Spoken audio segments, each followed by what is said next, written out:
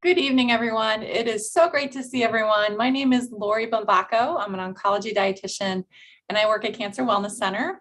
And part of my responsibilities at the center are to work with individuals one-on-one to discuss any nutrition-related concerns that they have across the continuum of their cancer care. I also facilitate a wonderful lifestyle management group called Weight Loss for Wellness. And I get to run programs just like this one that you're either watching, attending, or will be watching in the future. So thank you for your interest. Today's program is all about prostate cancer protection on your plate. And I have some really great information to present this evening.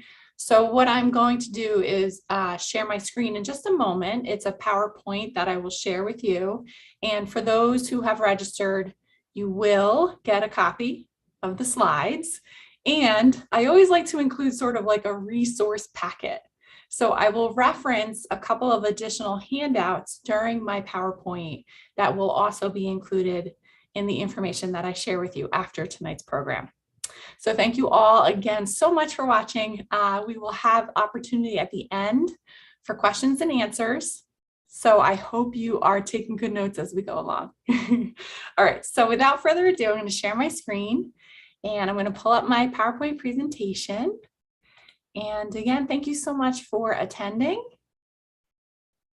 I hope that you enjoy. Okay, so prostate cancer protection on your plate. The alphabet soup you see after my name is that I will explain quickly. I have a Master's of Science in Nutrition and Dietetics. I'm a registered dietitian / nutritionist. I'm also CSO, is a certified specialist in oncology nutrition, and I'm licensed to practice in the state of Illinois. So on the agenda this evening, I'd like to briefly review what recommendations come from the experts about nutrition and lifestyle if you've been diagnosed with prostate cancer. I'm going to take a moment to highlight some specific nutrients of interest. So really all about emphasizing those foods to try to include regularly. And then, as I mentioned, we'll have opportunity at the end for some questions and answers.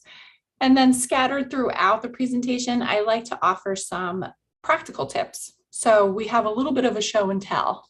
So I have some props here that I'll be able to share with you. And I think it might only enhance your ability to kind of translate all of this helpful information into your day-to-day life. Okay, so let's start with those nutrition recommendations. Now, basically, anytime I have given a nutrition program, or even in my work with individuals, I have provided them with the following graphic. So if you've ever seen me present, chances are you've seen this graphic before. And this comes from the World Cancer Research Fund International in partnership with the American Institute for Cancer Research. And what you're going to notice, it's a set of cancer prevention recommendations. Now, right there in the middle, they do also advise that we avoid smoking and avoid other exposure to carcinogens such as excessive sun. Now, this also says cancer prevention recommendations. What if you've already been diagnosed? Well, we follow that very last recommendation on the bottom right corner, that after a cancer diagnosis, the experts advise that as many of these recommendations that you can follow, as many as you can, the better. Because what this translates to is an accumulation of effect, right? So not that one single thing here and there is going to be helpful, but as many of these that you can do regularly, the better off you're going to be. So what I'd like to do next is really take a little bit of a deeper dive into the more relevant recommendations that you see listed on this graphic. So I'm not going to talk about physical activity. Not today, that's not for me. And I'm also not going to talk about breastfeeding because that's not relevant, right, for this population. So let's start first with that recommendation of being a healthy weight. So that's what the experts recommend, maintain a healthy weight. Well, what does that even mean?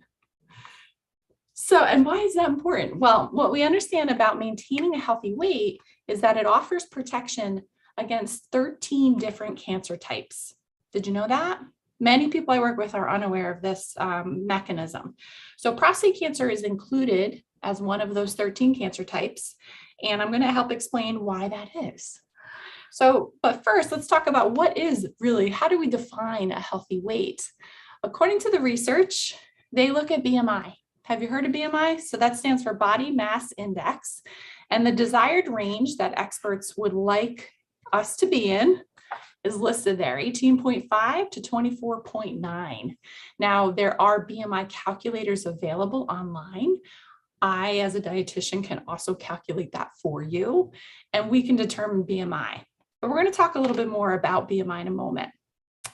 They also define healthy weight in the research using waist circumference. So the experts advise that we maintain a waist circumference for men of less than 40 inches. And I want to dive deeper into what this all means. Why does that matter? Why did they pick those numbers, right? So why does weight increase risk? Well, what we find is that when people are in the obese category and have a waist circumference above 40 inches, that this alters the metabolic and hormonal environment in the body. So it creates sort of like this dysfunction of many different systems in the body.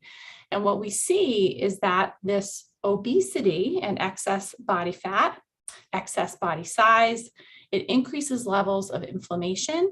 It also translates to poor blood sugar control. And it also increases the circulation of some cancer-promoting substances.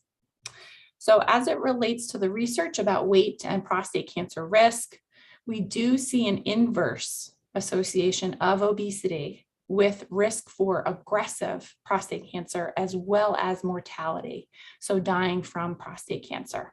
Inverse meaning the opposite, right? The more weight you have, the more likely it is that you have the diagnosis and will die from the disease. But let's talk beyond weight, okay? Because this is a really important slide.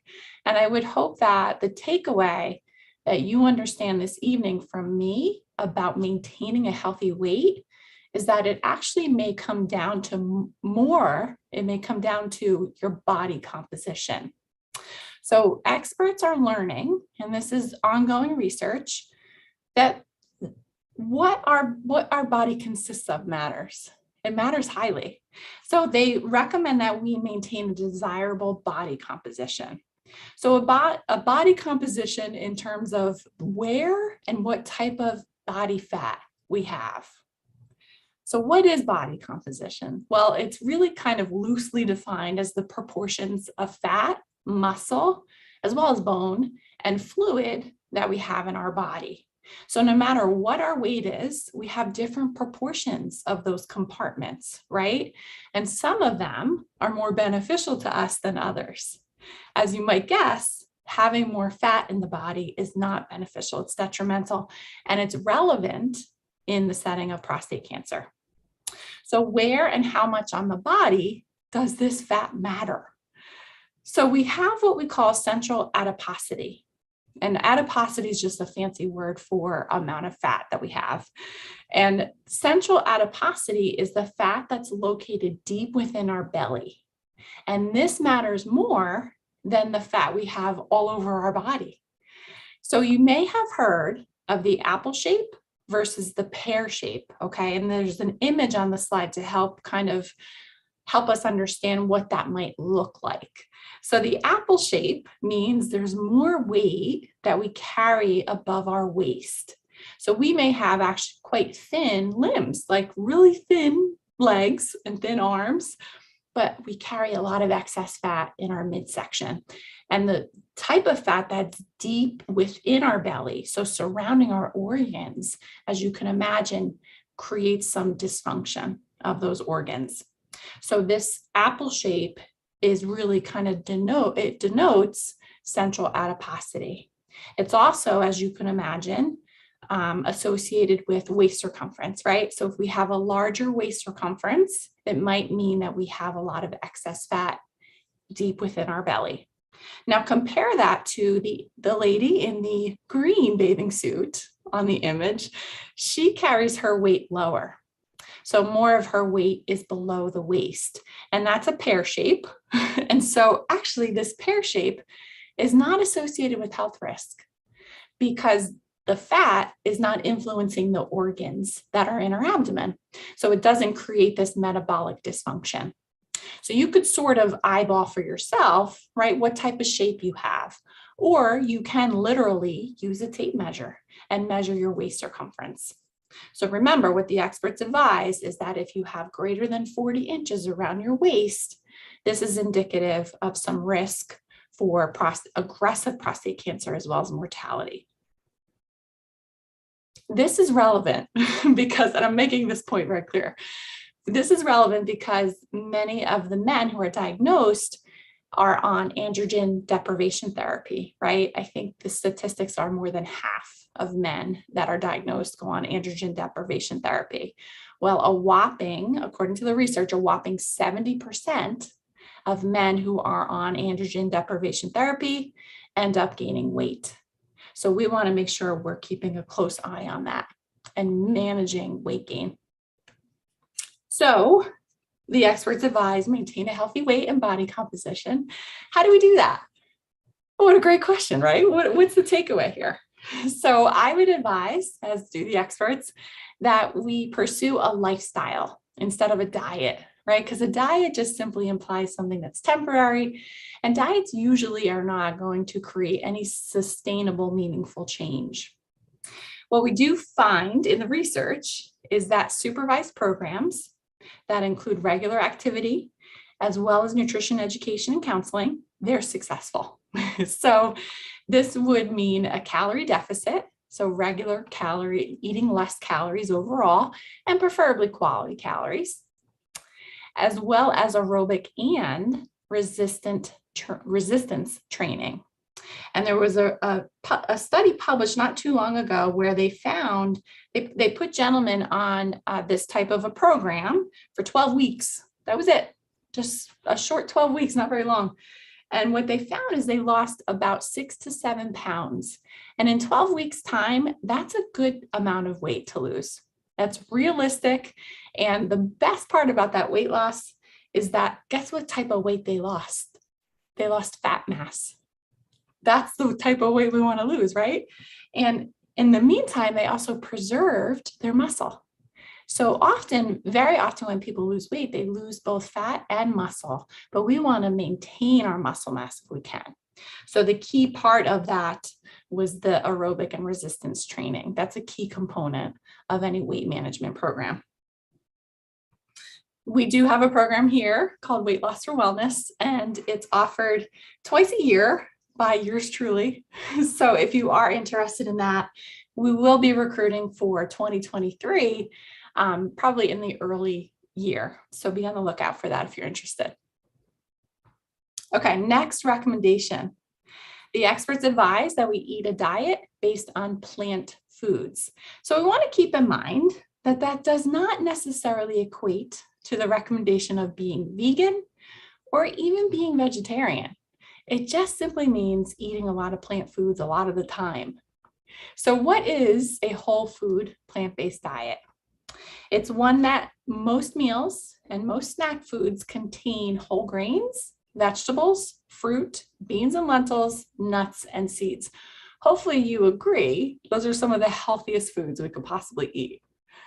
Now, what we find in the research with prostate cancer is that that way of eating is associated with the reduced risk for recurrence. Really important to think about. Now, how does this work? How does this whole food plant-based diet minimize risk? Well, what we do know about this way of eating is that it is abundant in nutrients, especially the ones that support our immune function, the ones that regulate our inflammation, and the ones also that exert anti-cancer properties. And I'm going to talk about that much more specifically in a moment. So we know that those things are immune function, inflammation, and anti-cancer functions like revving up our enzymes to help to detoxify carcinogens. These are all really the hallmarks of cancer and cancer progression. So when we're consuming the nutrients that work in our favor, then we know we can minimize risk. And not only that, when we eat a whole food plant-based diet, this is also associated with maintaining that desirable weight and that desirable body composition that I just mentioned is so important for anyone who's been diagnosed. So it's kind of a 2-for-1 here when we eat this way. Now, eating a diet based on whole plant foods, again, it doesn't mean vegan or vegetarian. But what is it, right? I just described this. It's most meals, most snacks contain those foods: whole grains, vegetables, fruits, beans, lentils, nuts, and seeds. And it's easier and more delicious than you might think. So it might be something like this time of year, taking advantage of the late summer produce with a gazpacho, making a bean burger for yourself. You see that's on a nice whole grain bun, or even grilling some vegetable kebabs. A great way to infuse some more whole plant foods. Now, how can we eat a whole food plant-based diet? I would say take simple steps. So think about adding one more. Do an evaluation of what you're currently doing. And could you just add one more? Maybe it's one more per week. Maybe it's one more per day. Could it be a vegetarian meal, a vegetable that you have as a side dish, or even snacking on a vegetable? I love the recommendation of having fruit, especially local seasonal fruit that is so sweet. Have that for dessert and learn to retrain the taste buds, because how delicious that could be for dessert. And also making a transition. So what you'll see here is kind of like what Americans typically eat, right? Maybe not my audience, but most standard American meals look like this one, right? It's a lot of animal protein, a lot of starches. I see butter probably, which is high in saturated fat, another thing Americans typically overconsume, and then other starchy vegetables. Nothing wrong with these choices, but maybe we could do a little bit better and make some improvements. So here's how we might transition this plate. We would change the portion size of the animal protein.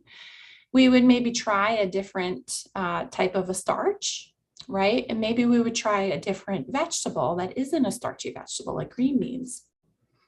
And then we can continue to make that transition. So what you'll notice about that plate that I just included on the slide is it's colorful.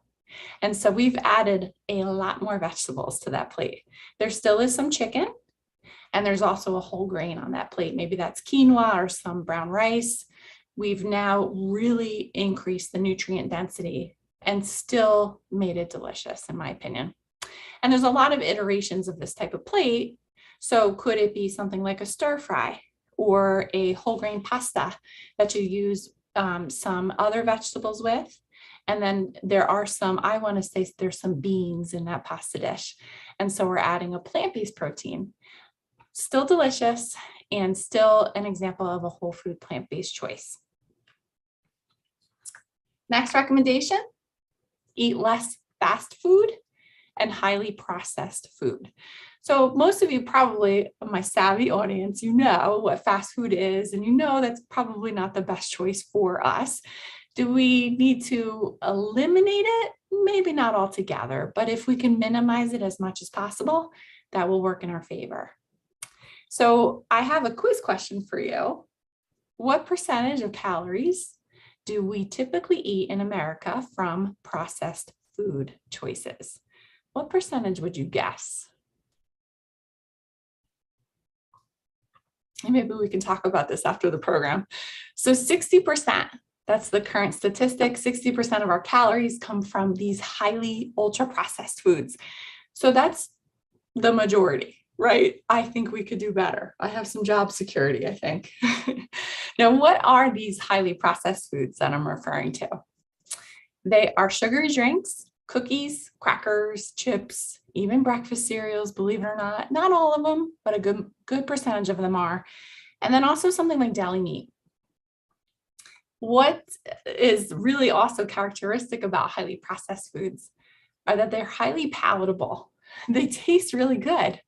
And it's because they're manufactured that way, right? To kind of zing our taste buds, as we call it. And when we eat them regularly, especially maybe 60% of the time, what happens is it may increase our cravings for them.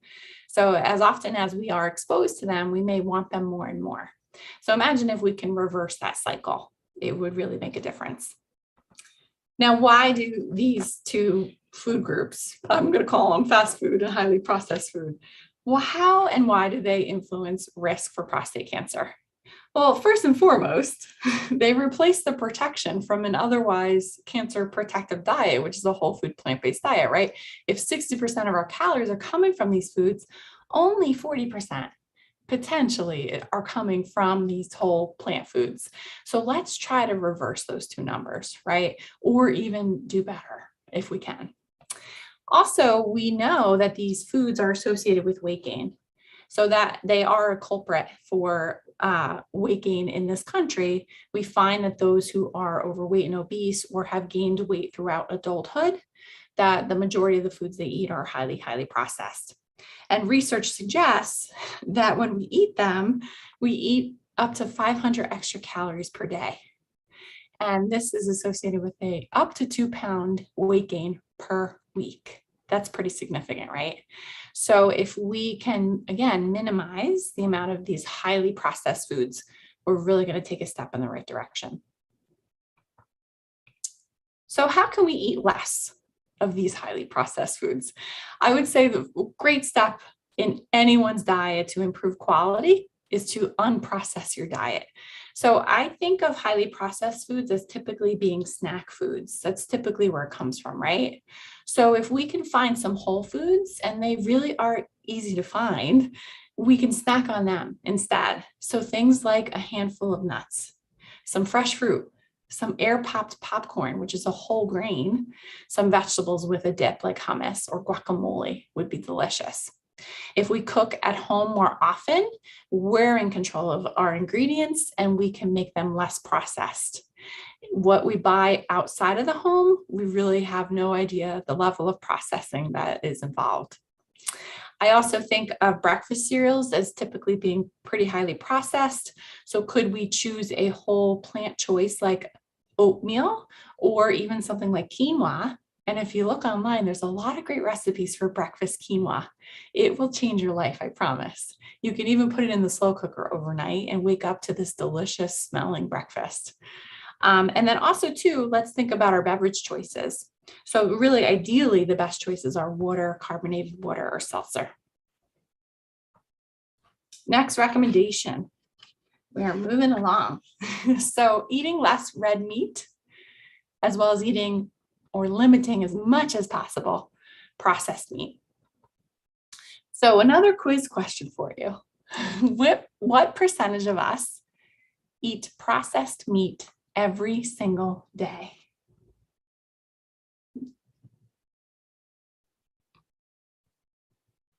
This statistic was astounding to me. I was actually surprised. Very surprised. Okay, so the number, according to research, is up to 74%.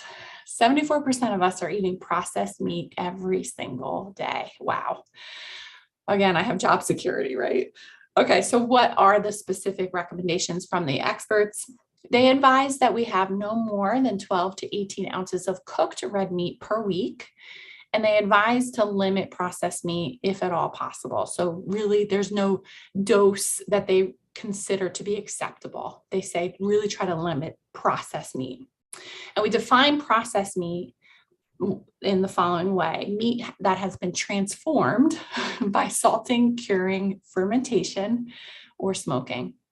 Now, if you notice, they give a limit, they give kind of a dose for red meat. And that's because red meat offers some valuable nutrients. So it's really just a matter of how much is the issue. Okay. And that's an important concept to think about as it relates to pursuing nutrition. Sometimes it's a matter of excessiveness. And if we like red meat and we can include it in those guidelines, then it certainly is not harmful for us. Now, what I do want to share is how these two are involved with cancer.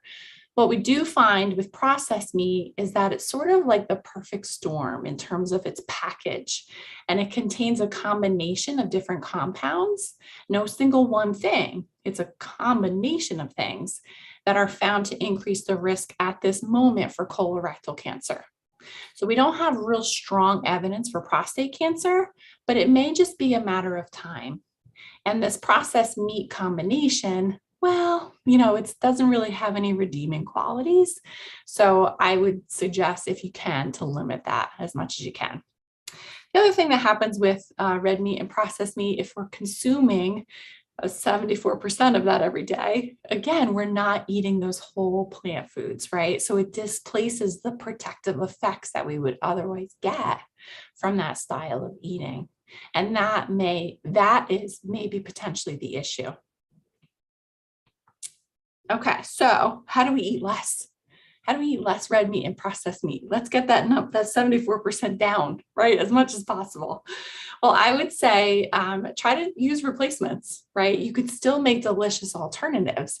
So for example, a turkey burger, or a bean burger or bean chili instead of using that ground meat. I love the idea of, instead of a deli sandwich, using processed meat to make some tuna. So you could make that tuna with hummus or even with mashed avocado. Now you're talking about this cancer protective choice instead of something that really contains this package of potential carcinogens. And then even to think about cancer protective plant proteins, such as tempeh or tofu, and we're going to talk about that in a moment. And then also beans and lentils. They are a great source of protein, but they're protein plus. So they give us fiber and they also give us cancer protective compounds. Now, what I'd like to share with you is this resource, Meatless Monday. If you haven't heard of them, please search them online. They have a ton of information. I often use them for recipes myself and in educational materials that I use with individuals. It's a great campaign. Okay, so I will be sharing this with the participants who have registered. I really like this handout and I stumbled upon it recently. It's all about packing a healthier lunch that is really displacing those processed and highly processed choices. And it just gives you some great examples, okay? And if we have time at the end of the program, we can talk a little bit more about this, but it's really a very helpful tool. And it's for lunch, but I would argue you could have this any time of the day, any of these choices. Okay, so I just want to take a moment while we're talking about red meat and processed meat to talk about grilling, because we're still kind of in the grilling season, right? So experts are advising that we really limit the ingestion of meat that are cooked at very high temperatures. We're talking like burning the meat, okay? So cooking meat indoors at a high temperature, not the same effect as an open flame, okay? It's really that grilling that gets that extra heat, extra high heat, and also the smoke. And that's where some problem lies. What happens is burning the meat generates the production of mutagens. And that's all that's in meat. It's, again, this kind of perfect storm of this package that's only in meat. If we grill fruit, if we grill vegetables, if we grill the bean burger, we actually don't get the production of those mutagens. Isn't that fascinating? So you can see how plant foods are so protective for us. They have like this built-in mechanism that, really doesn't cause the creation of carcinogens. So if you are still thinking about grilling meat, what is recommended to reduce the creation of the carcinogens? First and foremost, to marinate that meat. So using an acid like a vinegar in the marinade, that will significantly reduce the creation of carcinogens. Trimming the fat, because what happens when we burn fat, it drips, right? And that creates that smoke. And obviously that smoke is not good for us. And also to think about pre-cooking the meat and then finishing it on the grill. So you still get that taste of the grill, if that's what you prefer. And then flipping the meat often, not letting it burn. And as I mentioned earlier, vegetables and fruit, guess what? They don't create the carcinogens when grilled. So they are great, delicious choices to consider. Okay, we're going to move on to the next recommendation. And that's to drink less sugary beverages. So the experts are convinced that drinking sugary beverages lead to weight gain. It's convincing evidence. Like if you're drinking sugary beverages and you want to lose weight, all you have to do is stop drinking them. You probably will. And that change alone will make a difference. Amazing. So what are the recommendations? Well, sugary drinks include things like soda, even sports drinks, and coffee drinks. So if we go to like a cafe, we really want to check how many added sugars are included in that drink. So what happens that sugary drinks are a problem for prostate cancer? Well, as I mentioned, the experts are convinced that sugary drinks cause weight gain. And remember, weight gain is associated with risk as well as mortality. So these sugary drinks also, they're calorie dense, right? So in a very small serving, we get a lot of calories, but we also don't get a lot of nutrients. So they're sort of a waste, in my opinion. So how do we drink less of these sugary beverages? Again, replacement is the key. So I would suggest trying some unsweetened tea, and there's lots of different flavored teas on the market that you may enjoy, or enjoy your coffee. There's some great information about, and I'm going to speak to this in a moment, there's some great information about tea and coffee and what they contain. They're actually cancer protective. So if we replace a sugary beverage with one of these, or if we go to the cafe and we order one with less sugar added to it, we're actually adding some cancer protectors while minimizing the risk of those calorie-dense drinks. Sparkling water is a great option. Infused water is a great option. I like to add a squeeze of citrus, like lemon and lime. I love to add cucumber slices as well. It's really a delicious way to give some flavor to that water. And arguably, you're infusing a little bit of nutrition when you do that. Okay, next recommendation. This is not a very popular one, I will admit. So the recommendation from the experts is to limit alcohol consumption. So what are the recommendations? Well, for cancer protection, it's really best to not drink alcohol. How does alcohol increase risk? Well, there's several ways in which it increases risk, including for prostate cancer. And the experts aren't quite sure which one of these or which combination of these are the problem. And so that's why they're taking a very precautionary approach to really minimize the consumption of alcohol at all costs. So what we do know about alcohol is that it does eventually metabolize into a carcinogen, and that's called acetaldehyde. And this damages our DNA and also prevents our bodies from repairing damaged cells. Alcohol also reduces folate absorption. So folate is a B vitamin that is required in our diet. And there's research that suggests that men who have adequate levels of folate, they've been shown to have lower rates of prostate cancer. So folate, if we have less folate in our body because we're overdoing alcohol, then we have less protection of that folate and potentially an increased risk for prostate cancer. Alcohol also acts as a solvent. So it makes other carcinogens that just are naturally in our body or environment, it makes them more potent, more damaging to our body.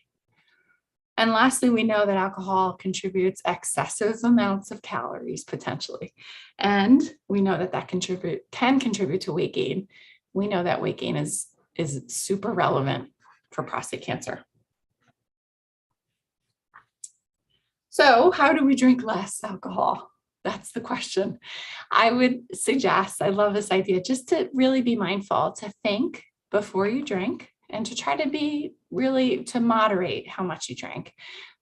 Really, again, doing a self-evaluation of how much you have now and making the decision to intentionally have just a little bit less, because any reduction will be beneficial. So if it's going from 3 drinks to 2 to 1, there's a benefit to be had there. So many have found success ordering smaller sizes or asking for a smaller size, right? Sipping their cocktail slowly and really savoring it.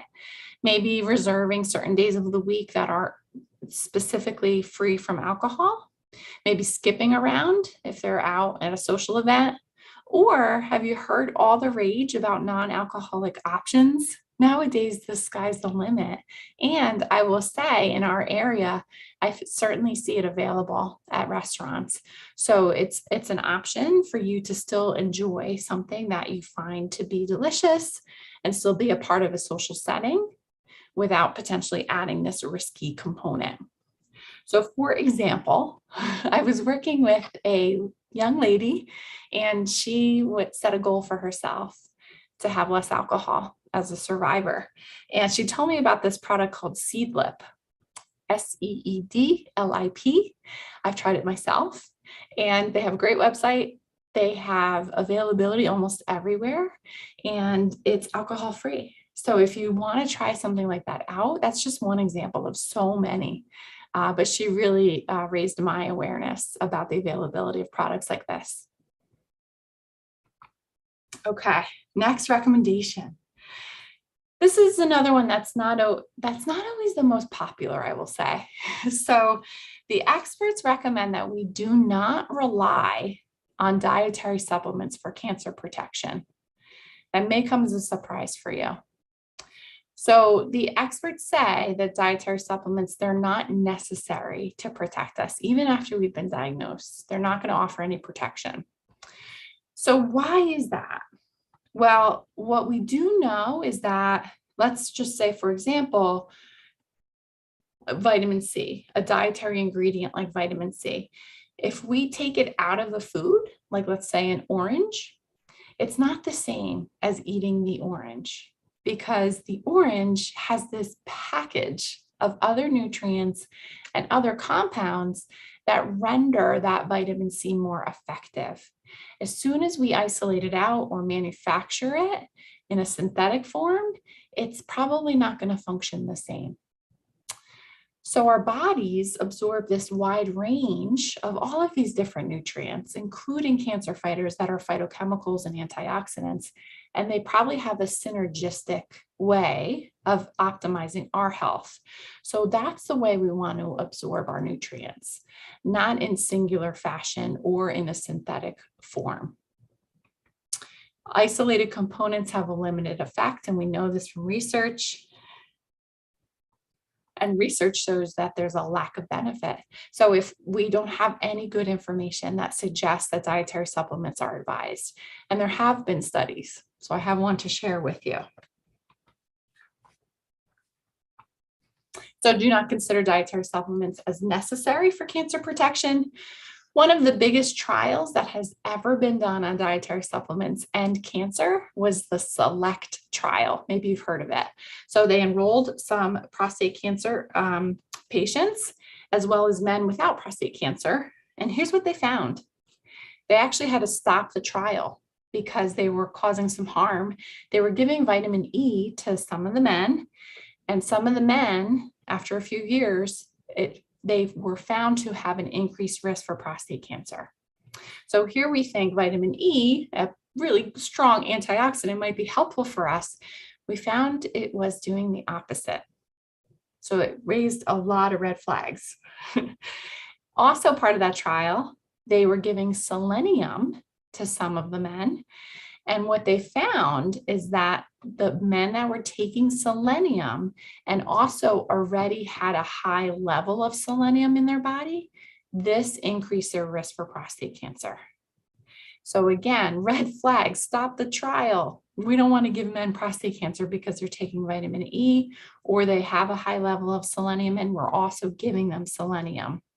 So the big takeaway with this trial was that the dose is in the dose is the poison, really. So it's too much, right? It's the excessive amounts. And that's the other important point to make about dietary supplements. They usually are given in a high dose, when in food form, we get a much smaller dose and a much longer sustained release of the dose, right? As opposed to one big dose at one time in a supplement. So the experts say, let's not rely on dietary supplements, right? So how do we do that? Like, if we're worried that we're not taking a supplement, are we going to eat enough in our diet?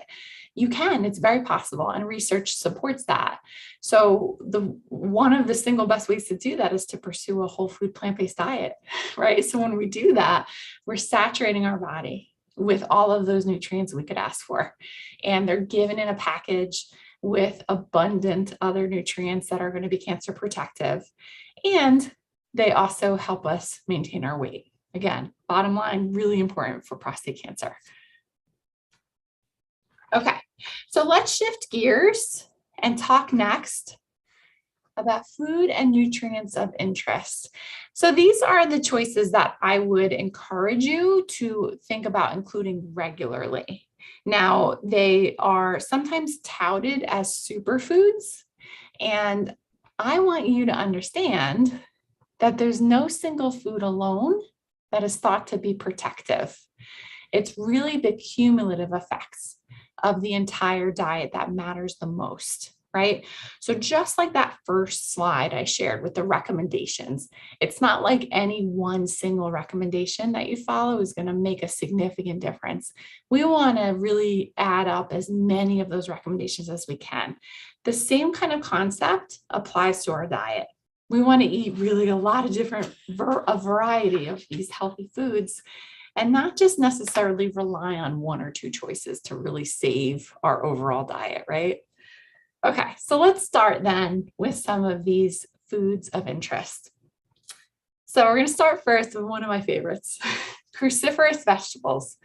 Have you heard of cruciferous vegetables? So it's a big group. There's a lot of different choices within that group. We have cabbage, broccoli, Brussels sprouts, broccoli rabe is one of my favorites. Arugula, cauliflower, horseradish, radish. There's a lot of different varieties of radish, collards, mustard greens, kale, watercress. The list goes on and on. It's a great group to belong to. Now, why are these cruciferous vegetables helpful? Well, they contain isothiocyanates and indoles. Those are phytochemicals that are unique to cruciferous vegetables. And in the research, they have been shown to be helpful in many ways. They inhibit the growth of prostate cancer cells. They help package up carcinogens so that we can eliminate them faster. And what we want to do when we eat cruciferous vegetables is we want to try to eat them raw, because they have an enzymatic property to them. So as soon as we heat them up, it's going to render that enzyme and the function of the enzymes less beneficial for us. Still great cooked. I love some roasted Brussels sprouts, but if we can help it, we want to try to include some raw versions as well. So the research has consistently linked the consumption of cruciferous vegetables with reduced risk for prostate cancer, as well as recurrence and metastasis of the disease. Seems like they should be on the plate regularly, right? So how do we eat more of these choices? I love to suggest convenient products.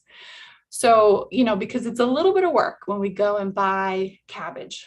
What do we do with a big head of cabbage? We have to work on it, right? So there are products available to us that do a lot of that work for us. And then it makes eating them a lot more doable. So there's a product line called Mann's, M-A-N-N, but there's certainly other brands that are available that are similar to these. But if you look at their website, you may find some of their products locally, and you may find a variety of different products depending on where you shop for your groceries. And you'll find a ton of recipes, a ton of different ways to use products like this broccoli coleslaw, or like this superfood power blend, which has a mix of baby kale and cabbage. And I think there's even Brussels sprouts in there. It's amazing. So they have some ideas right on their website, like a smoothie. And what you would do is you just take a handful right from the bag and add it to your smoothie. You're done. You've just infused cruciferous vegetables, especially raw ones, which is amazing.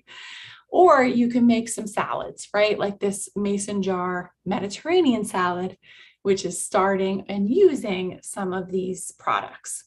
Really great way to enhance your cancer protective diet. Next on the list, allium vegetables. Have you heard of this group as well? So it includes our garlic and onion family, and there's over 500 different species. I never knew that. So there's lots to choose from. And they contain a compound called organosulfur, compounds that are organosulfur compounds. And they're also phytochemicals. And they've been shown to induce cell cycle arrest and apoptosis of prostate cancer cells.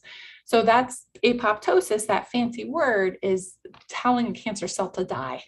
This is what we want to do, right? So these compounds have been shown to do this. And their consumption has also been shown to decrease the risk for prostate cancer. So really important to include as well. And tasty, in my opinion. So how can we eat more of them? Well, there's lots of different ways.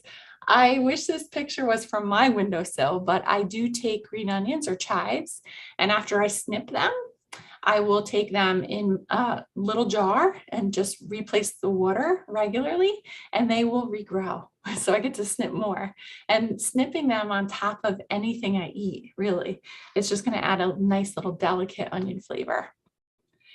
I also want to point out black garlic. I wonder if anyone in the audience has tried black garlic. It is aged fresh garlic, and usually they age it for any length of time. It's usually for several weeks, but it could be up to several months at a time. And really, it's been around for centuries. They use it as a form of traditional medicine in Asia. And what happens when it ferments is that it creates this kind of sticky and soft version of garlic. And so it's perfect to just take those bulbs and cloves, and literally I will just eat cloves of this black garlic, or I'll use it as a spread. So if you have a whole wheat toast or a whole grain toast or cracker, spreading that right on top, it is absolutely delicious. It has sort of like a slightly sweet, slightly tangy flavor. Some people will describe it as like balsamic vinegar. So if that's something that appeals to your taste profile, you will love this. And it's just a really fun way to use a different version of garlic. You see on the slide there, Garlic Underground. That's a local farm. I'm not sure exactly where they are located, but they do have black garlic, and they have other products using black garlic. Like they can basically pulverize it, and you could use it, like shake it onto any recipe that you want as a spice. So be on the lookout for that. I do sometimes see it at farm markets, and we still have them going this time of year. Or you might find it in the spice shop. So be on the lookout for that, because it's so worth your while. Trust me, it's delicious. Okay, next food choice, soy and whole soy foods. So the list is more than just what I've included here, but some of the popular choices are tofu, tempeh, edamame, and soy milk. And soy contains a phytochemical called genistein.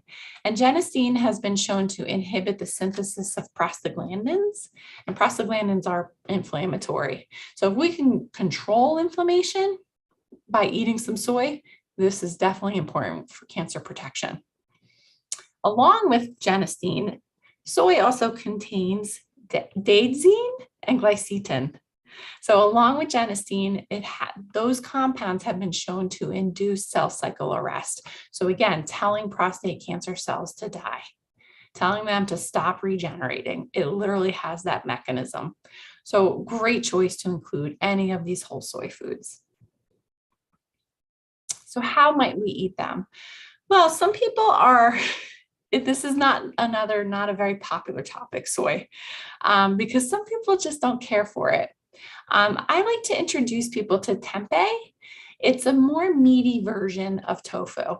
So here's an image. The top image you see there is how tempeh is often prepared and provided to us in the grocery store. It's typically in the produce section. It's chilled, and I do have it as my show and tell. So when I stop my share, I'm going to show you some of these products. But it's fermented in a cake. And typically it's the whole soybean along with other grains. So it depends on the product, but some of the grains are millet, or they'll use barley. I've seen brown rice in tempeh, and they ferment that all together as a cake.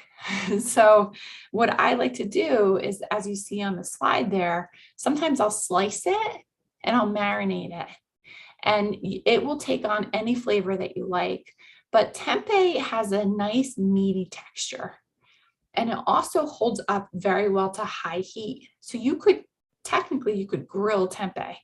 but I like to put it in the oven. I'll roast it. I'll saute it in a saute pan.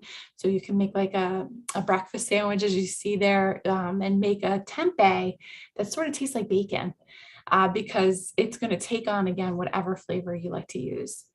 So besides slicing and baking it or sauteing it in cubes, like in a stir fry, you also can crumble it. So that's the other way I like to make tempeh.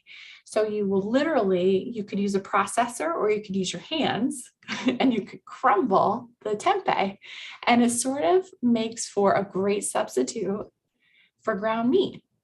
So again, you could use whatever marinade, whatever flavor, whatever sauces you desire, and you have a replacement for ground meat. It's really fun, I promise. Okay, next food choice, tomatoes.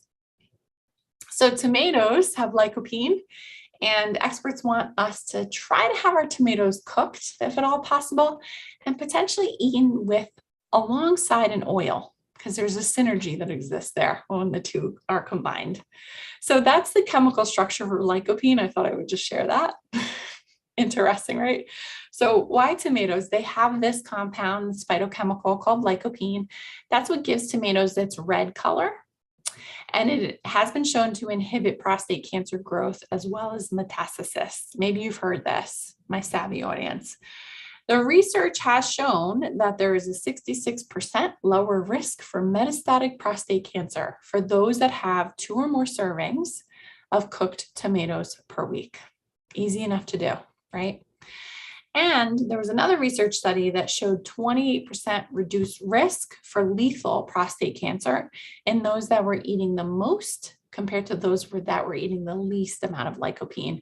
So think about, again, that 2+, if not more, maybe a daily serving of cooked tomatoes is on the agenda, right?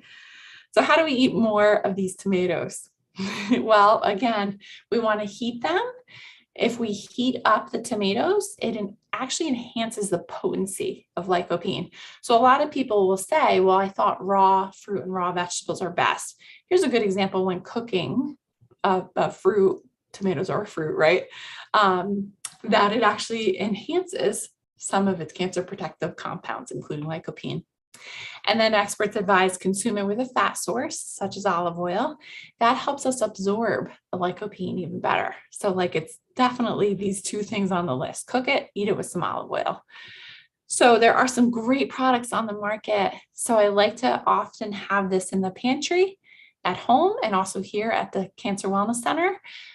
This product called POMI is literally just tomatoes inside that box. That's it. And so it's shelf stable, it can sit there and it's ready for me to use. It's heated, right? Because they have to pasteurize the product. So we've already done job number 1 of heating up the tomato, but it uses a lot of different versions and without salt. And that's probably one of the most appealing aspects of that product.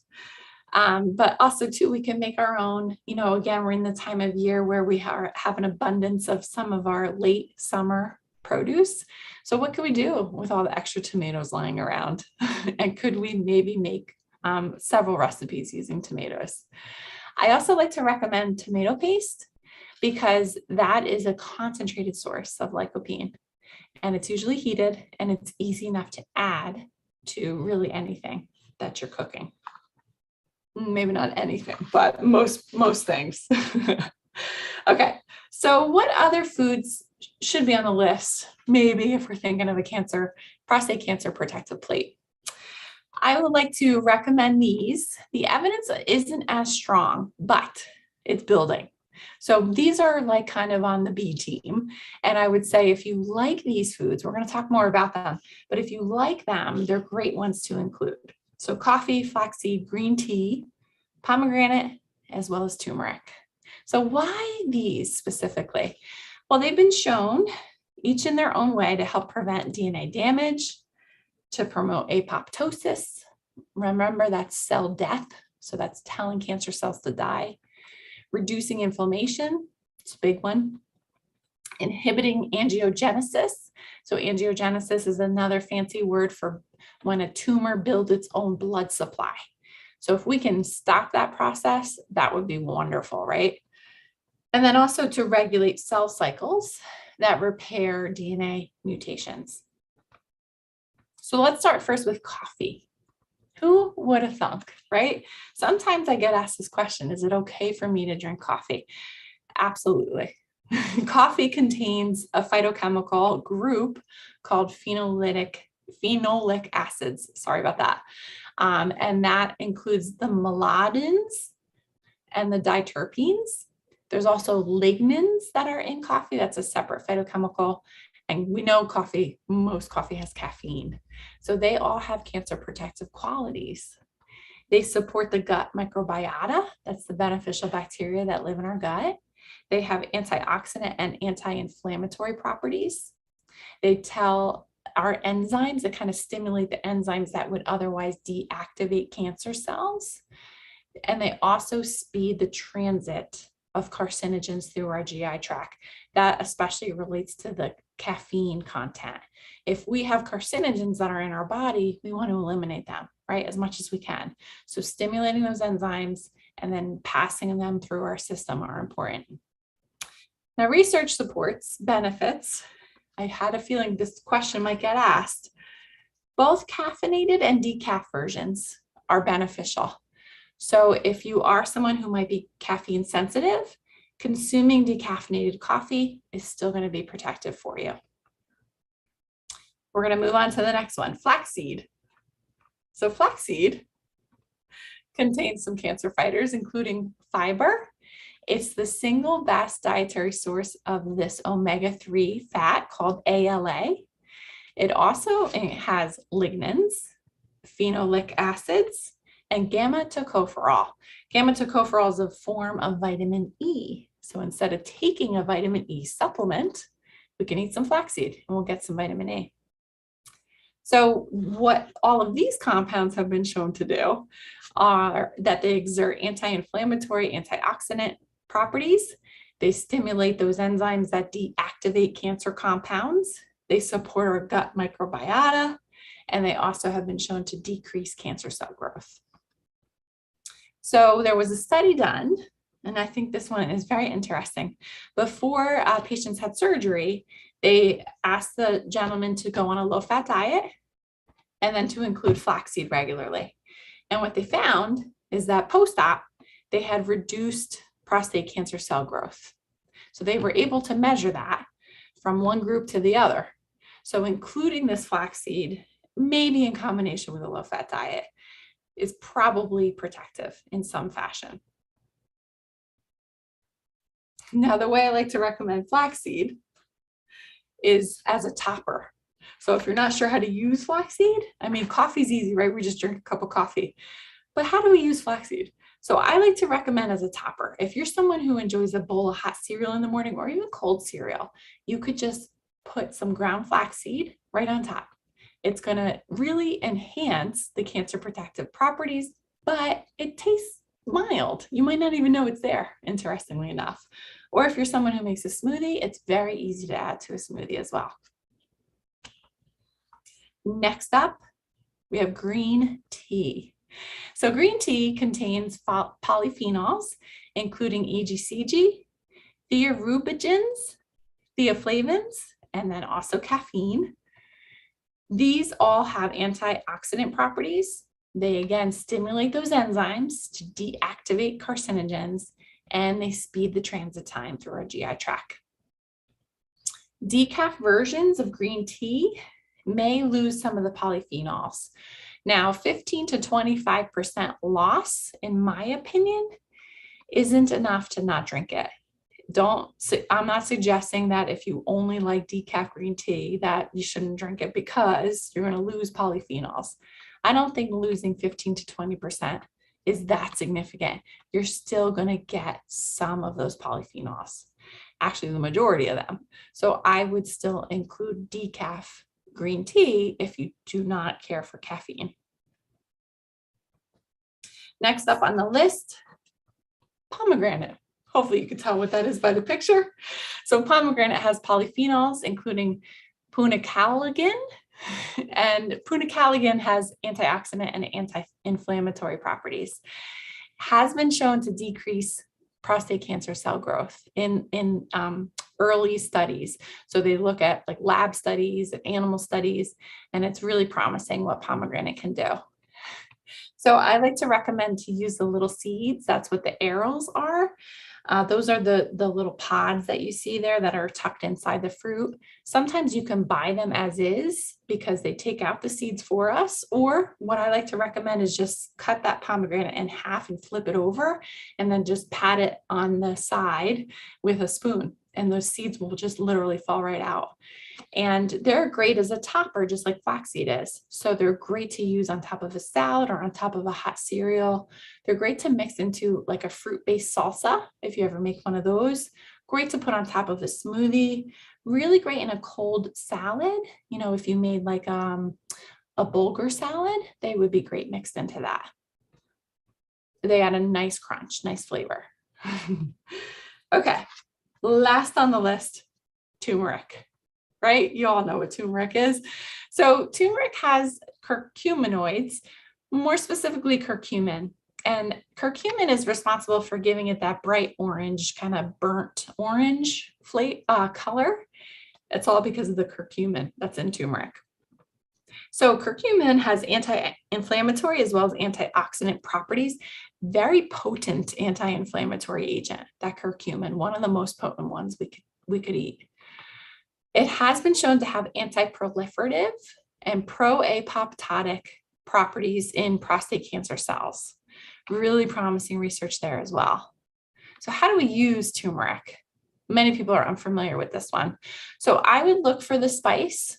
Maybe you want to use the root because you found the root in the grocery store, but sometimes having the spice is a little bit more easy to do. So I would recommend shaking that spice into certainly, and especially in the autumn weather, into a soup or a stew. If you do find the root, you can grate this right into a smoothie. You could make a traditional meal that uses turmeric in the recipe, like a curry, and you can make a plant-based version of this. Really cancer protective, right? Or I've done this before too. I've sliced the root and I've just boiled it on the stove, and you can make a tea from that. You can add a little bit of lemon. You can even add some ginger root and then strain that off, and you can enjoy a nice tea that's infused with all of this curcumin. So now I want to give you even more examples. That's my job tonight. How else could we use some of these protective foods and nutrients, especially the ones that I listed earlier that have the most evidence to support their use? So 5 ways to try some protective foods and nutrients. So remember those cruciferous vegetables? I want you to think about using that shredded cabbage as a topper. So if you have a taco night, could you just add some of that shredded cabbage right out of the bag, right onto your taco? Right there, you're adding cruciferous vegetables. Could you dip some broccoli into a hummus? Could you use some riced cauliflower and saute that?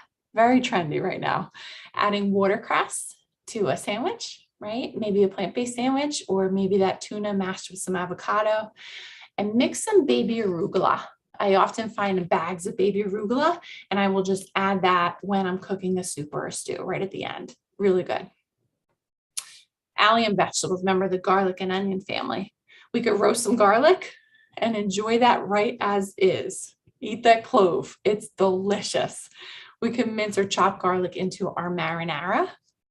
Make a veggie kebab and add some onion, right? Especially red onion. Snipping some chives onto a baked sweet potato, or looking for that black garlic. Experiment with that, with something new to you to try. How about whole soy foods? I love the idea of a tofu scramble. Very trendy, very popular recipe, and I think delicious. I have ideas if you need them. Marinate and grill some tempeh. Use plain soy milk in a smoothie instead of maybe your current choice. Snacking on roasted edamame. There are products on the market that are just frozen edamame that are already pre-cooked, or roasted edamame, and you just eat them right out of the bag. It's so simple. Or trying a recipe like tempeh bacon. Next up, tomatoes. So making your own sauces. We know that's going to add cancer protective properties. You're going to start with something like a salt-free version of a tomato, and it's already cooked, right? And then you can add in whatever flavor your heart desires. Try a homemade whole wheat pizza and top it with your own homemade pizza sauce or tomato sauce. Enjoy a mocktail that's tomato based, like a Bloody Mary. Adding a jarred salsa to your salad, using that as a dressing, or putting that on top of a baked potato. It's a heated tomato, right? Using tomato paste and making your own homemade baked beans, great for football season.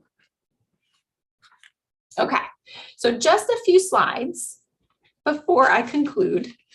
These are just a couple extra comments about two topics that I think should be on your radar, and maybe they already are.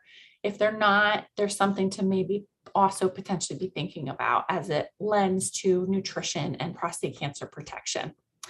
So the 2 points are about vitamin D and then also about endocrine disruptors. Okay, so let's start first with vitamin D. So vitamin D is really interesting as it relates to prostate cancer. So we have seen from the research for quite some time now that those men that have lower blood levels of vitamin D, this is associated with aggressive forms of prostate cancer. So why is that? Well, we do know that vitamin D has a lot of different properties, a lot of responsibilities besides skeletal health. It's also involved with controlling cell growth and differentiation. It acts like a hormone, actually. So, this association is interesting, right? Low blood levels, aggressive form of prostate cancer. Could there be a connection between the two? Now, what I want you to understand is that this is not a linear relationship. So we don't want to necessarily think that the more vitamin D, the better, right? The more vitamin D I have in my body, the better off it is for me. The relationship is more likely to be a U-shaped curve, meaning that too little is detrimental and too much is also detrimental. And we've seen that, it's confirmed in the research. So too little, too much may have an influence, a negative influence on prostate cancer outcomes. And this is just a quick graphic to show you what that U-shaped curve would look like. So we see on the top here, that's a high, that's the response we don't want to get, right? So that, I think it's the y-axis, the response, not a good response up top. And that's because the dose is too low or it's too high, right? But when we look in the middle, when the dose is just right in the middle there, we get a better response, lower on that graph, right? That's a quick example of a U-shaped curve, but that's the concept. Too little, not helpful. Too much, also not helpful. So what's the takeaway here about vitamin D? We recommend that you have your levels checked, have that discussion with your healthcare provider. Don't just necessarily assume that you should take vitamin D. First, see where your blood levels are and if a supplement would be advised for you. I will share that levels above 4,000 units a day is likely too much unless you have insufficiency or deficiency. Right? So if your levels are normal, we don't want you going higher than 4,000. I feel most comfortable in the 1,000 to 2,000 range if your levels are normal. If they're low, less than normal, you may need more than that. Okay, next point to talk about, these endocrine disruptors. What are endocrine disruptors? That sounds like a fancy term, right? So endocrine disruptors are the bisphenols. So BPA, bisphenol A, the phthalates, so the pH is like a T, phthalates, or it's silent, I should say. And then the PFASs, per and polyfluoroalkyls. That's a mouthful. All right, so these are chemicals that are ubiquitous actually in our food supply, in our food containers. So they are found in metal jars, in the lids of metal containers, in our bottle caps, in a lot of our plastics, including plastic containers, in most of our food packaging, and even cosmetics. So as I shared, they are ubiquitous in our environment. Endocrine disruptors have been shown to impact and modulate androgen and estrogen receptors. Interesting, right? So now this becomes relevant for prostate cancer. So this is all very new information. But what the experts are looking at is they think that it might be an epigenetic thing where this outside compound comes into our body, and maybe it's a matter of how much, but it comes into our body and it influences the way our genes, our genes are operating. So through epigenetics, it may promote the migration, the differentiation, and the proliferation of hormone producing cells. Kind of concerning, right? I would say. So there has been some research that the thought is that they may contribute to the onset of prostate cancer and some other cancer types, including breast cancer, as you could see with the estrogen receptors. So what do we do? How do we minimize our exposure to these endocrine disruptors? Well, we want to try to minimize plastics as much as we can, try to maybe reuse some glass containers. I think the big key with plastics are to avoid heating them to an excessively high temperature and try to minimize reusing them. Maybe if we have a plastic container and we use it once or twice, okay, but we want to toss them after some time, because what happens is that plastic breaks down and the heat also breaks down as well, the chemicals that are inside of it. And then that's how we get more exposed to those endocrine disruptors. Could we also potentially go package free? I think there's a lot of benefits to considering this recommendation. So for those who registered, I have additional content to share. And I just love this handout. This is one of my favorite ones. And I'm going to apply it in my household. It's going to be like on the fridge. So in order to dodge some of these endocrine disruptors, we can minimize exposure. And that's really the best approach we have at this point in time. So it gives some great tips about using the recycling number on the plastic container, and that there are some that are known to be more likely to contain some of those endocrine disruptors. There's some that are less likely. So we want to look for those numbers as much as we can. And we want to try to minimize heating, right? I mentioned that earlier. We want to try to minimize heating that plastic. Really interesting, you may have heard of this, trying to minimize receipts because the ink that's used on the receipts actually contains BPA. So really just handling them as little as we can. Okay, so I will share this handout for those of you who registered. It's a great one. Okay, so I'm just going to wrap up with providing some resources. These are some of my favorites that I think might be helpful for you. The Prostate Cancer Foundation, I think they have a wonderful website, and September is Prostate Cancer Awareness Month, and they have this really great campaign right now. They're calling it 30 Foods in 30 Days. It's wonderful. So you can sign up for this. I think all it takes is entering your email, and they will give to you access to all of this great content, but sort of like a challenge.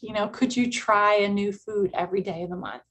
And what you'll see, hopefully you can tell by that image, a lot of plant foods. I see a lot of fruit and vegetables.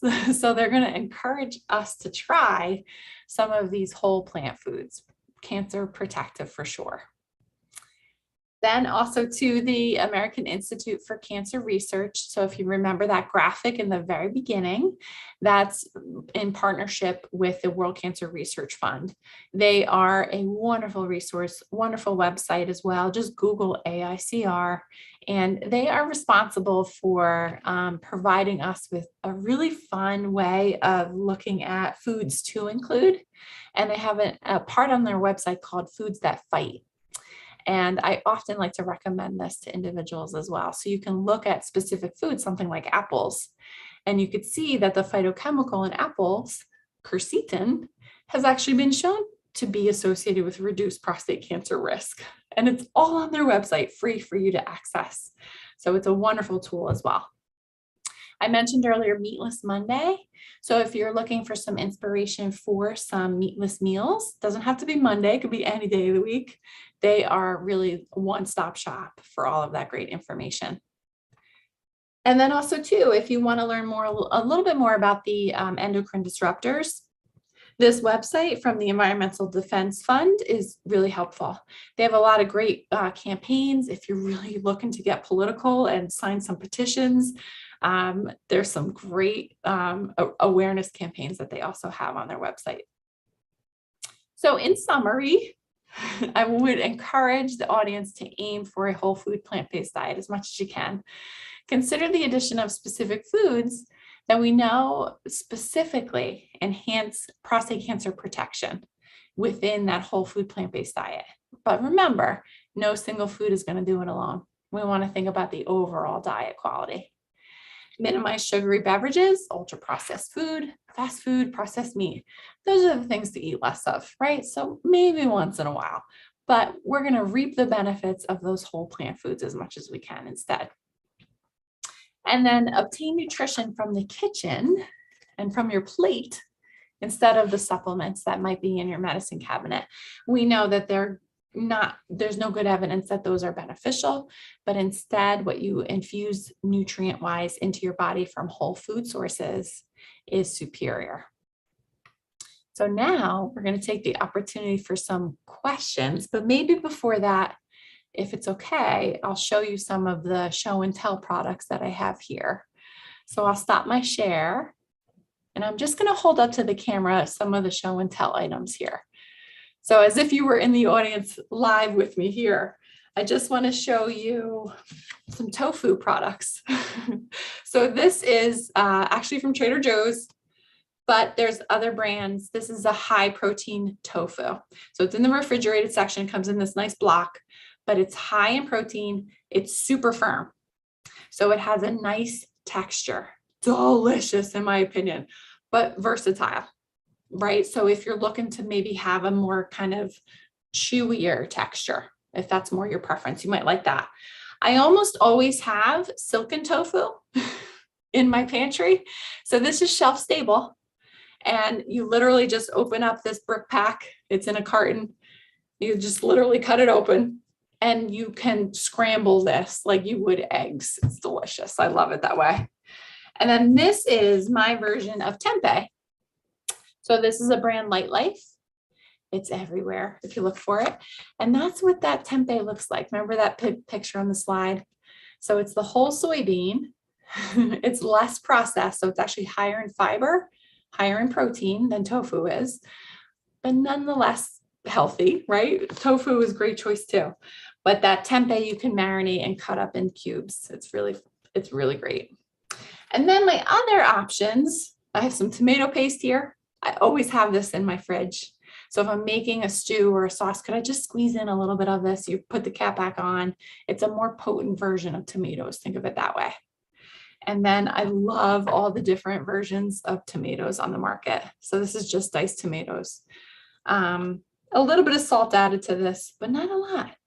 And really great way to start a meal. Really great way. And then I also look for these. This is a Trader Joe's product as well.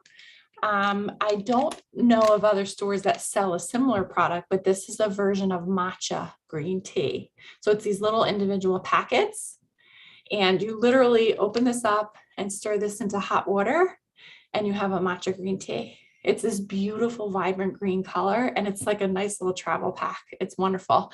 So sometimes I'll make date bites and I'll sprinkle this on top of my date bites as well. So a great little handy pack. Now this is matcha green tea is like a stronger version of green tea because you're literally eating the tea, right? When we have a cup of green tea, you're having an infusion, right? You're not taking the tea bag and eating it. You're having the water that's steeping through it. So this is a more potent version of green tea if you're looking to add more to your current diet. Okay, those are my show and tell items.